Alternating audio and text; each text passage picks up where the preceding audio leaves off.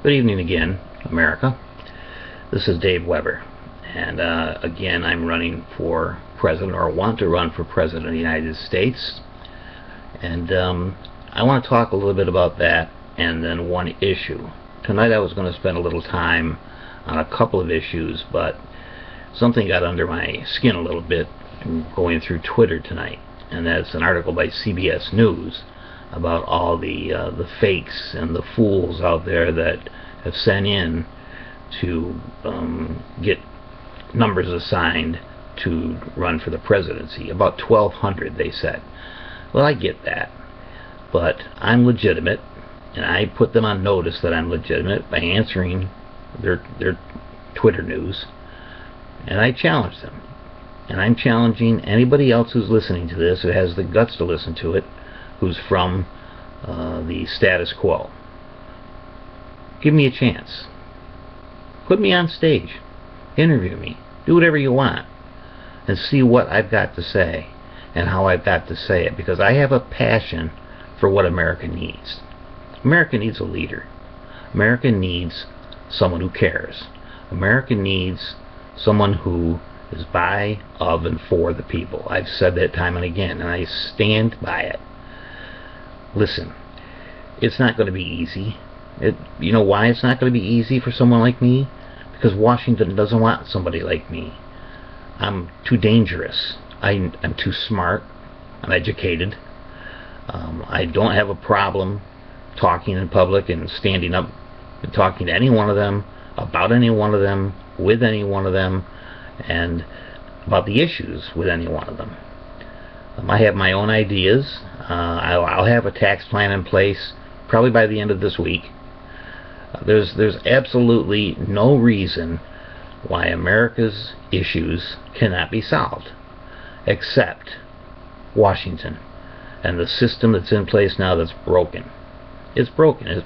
They're bought and paid for. Every one of the politicians, every one of the presidents, and that is the one thing I believe America wants changed.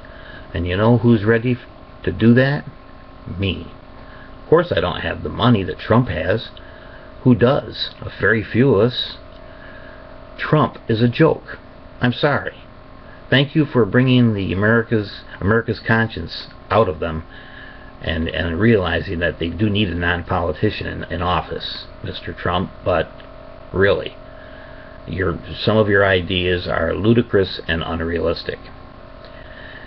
You want to debate with me sometime on Good Morning America, any show you want? I'm right here. I'll do it. But the biggest thing is not between you and me. The biggest thing is, what are we going to do for America? What is anybody going to do for America who can't go in there and make significant changes in the status quo? You see, I'm not a politician. That makes me have an advantage as far as I'm concerned. I don't have any preconceived notions. I don't have expectations of what Washington should be like. They don't want anybody changing the system, because the system is how they all get rich. Well, guess what? I don't care. All I care about is America. And I am very, very serious about that. And you know, I am just the guy who is stubborn enough, tough enough, got enough guts and heart and the ability to sit down and discuss the issues that could make these changes if the people really and truly want them. So, who wants to talk to me? The Democratic National Committee will not talk to me. CBS News, I'll be surprised if they answer me. It's a system of not only the politicians and the Washington cronies, but of the media that's set up to keep things the way they are, because all those people are making a whole lot of money off from you and me. Well, we're not stupid, okay?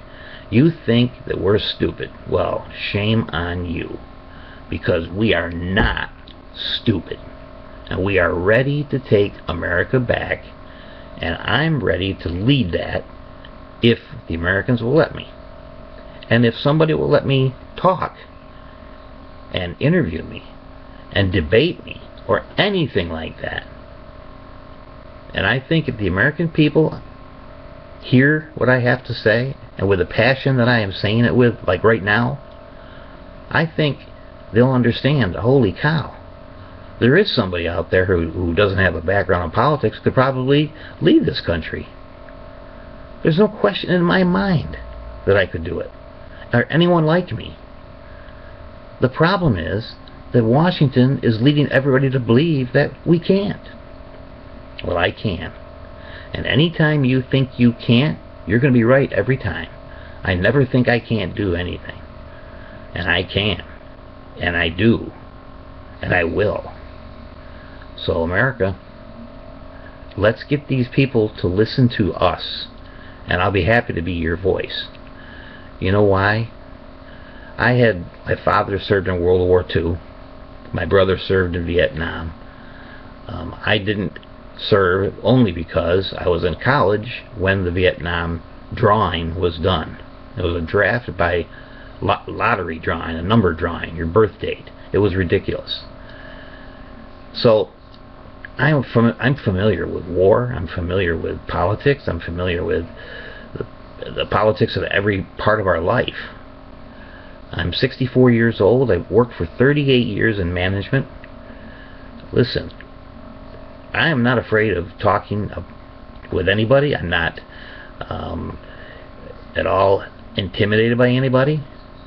So why don't you people just in Washington and in the media give it a chance? I dare you. And I don't want to be like on a Christmas Story and have to triple dog dare you.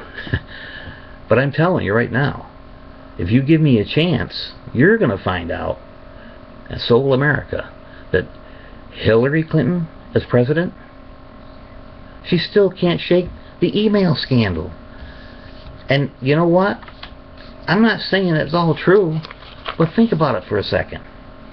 You're Secretary of State, and now you want to be the leader of the free world, but you don't have the common sense not to use your regular email and for possible security situations, for national security issues, for emails from the government, from your team, from overseas. You're not smart enough, or are you just arrogant enough to believe you'll never get caught? Either way, why do we want her? Why would the Democrats want her? So that's why they're trying to resurrect poor Joe Biden to take a shot at it. Well, Joe Biden just lost a son to brain cancer in May. The man is 72 years old. I don't think he really wants to run, but the Democrats want him to, because they know Hillary is not, she's not trusting. She's untrustable, I guess is the word I keep hearing flying around. Listen, I don't know the woman personally. All I know is what the news you hear. Some of it is, of course, drummed up by the media. But look, truth is truth. She used a separate email. She used a private email. And she said, oh, I guess that was just bad judgment. Really? A Secretary of State is doing that, and then she's passing off as bad judgment? Are you kidding me? And I read something the other day that at least 5 times since 2011 her emails had viruses. And did she click on the viruses on any of the attachments? Who knows? I think there were a number of messages that were classified as top secret. 3 top secret messages. They're classified top secret, and she said that they weren't classified as don't release to anybody at the time. So I think using the private email mattered. Why would you even take that chance? The whole thing does not make sense. Okay, let's get off poor Hillary's back for a second, because I don't want Bill sending me a nasty email. Bernie Sanders. Bernie is a lovely guy, okay? If you like grandpas. I'm a grandpa. I'm 64. Bernie's 73. And I do believe that Bernie is a good man. I really do. His ideas are pretty sound. I don't know how many solutions he's really given us, but everybody likes what he's saying. But he's 73, and he's going to be 81 if he lasts 2 terms. And he's been in the Senate for 30 years. Now, I know he has backed a lot of good bills and legislations, I should say, that have been put forward that got defeated. But seriously, 30-year senators, is that really what we want to elect, who's 73 years old? He's second to Hillary right now because one of the early states is New Hampshire. Well, he's a senator from Vermont. Don't you think he's going to be popular in New England? Once he gets halfway into the primary states, he's done. He'll be done. Then what do we have? And if they get Joe Biden to run, Joe is a good man, but he's also 72. And I love the guy. I really do. I really like Joe Biden. But then, if his heart really isn't in it, and he says it really has to be before he'll run, I just not sure it is. And how strong can he be, standing up to Putin and all of the all these people in the Middle East, all the leaders from Iran and Syria and these places. You've got to be able to look them in the eye like I'm looking you in the eye right now and say, listen, that's not good enough. We better come up with something better.